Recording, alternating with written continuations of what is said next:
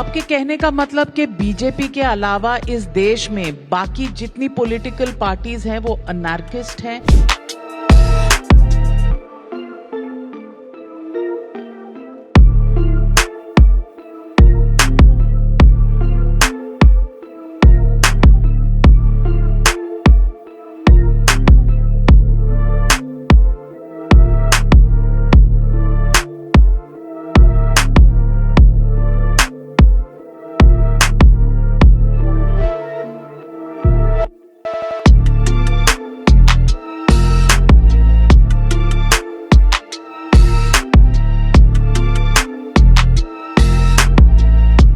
कांग्रेस इतनी अनार्किस्ट नहीं थी। ये लगातार की हार ने कांग्रेस में ऐसे फोर्सेस को एंट्री मिल गई जिनके विचार अल्ट्रा लेफ्टिस्ट है।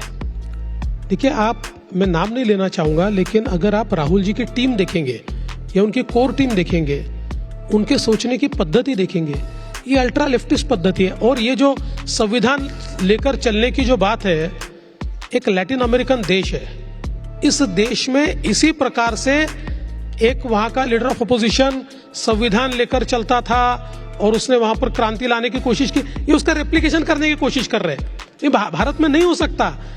भारत के नस-नस में डेमोक्रेसी है।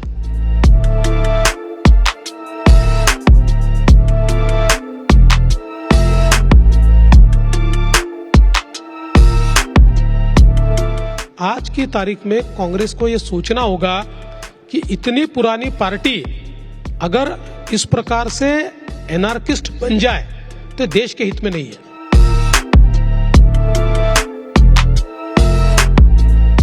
श्रीमान राहुल गांधी ने जो भारत जोड़ो नाम का एक दुकान खोला था, इस दुकान में जो 180 पार्टिसिपेंट्स थे, ये सारे पार्टिसिपेंट को आप अगर डिसाइफर करेंगे तो आपके ध्यान में आएगा, these are the anarchist forces.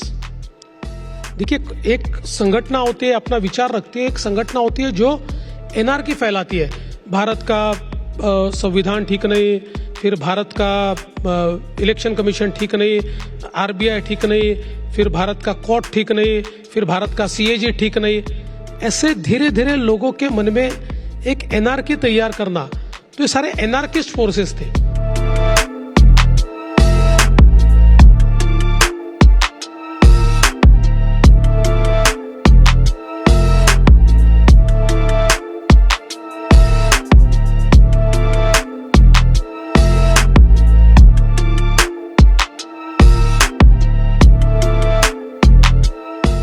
Anarchist ताकतों के खिलाफ नेशनलिस्ट फोर्सेस को उतरना पड़ेगा और इसका मुकाबला करना पड़ेगा, आपको जवाब देना पड़ेगा।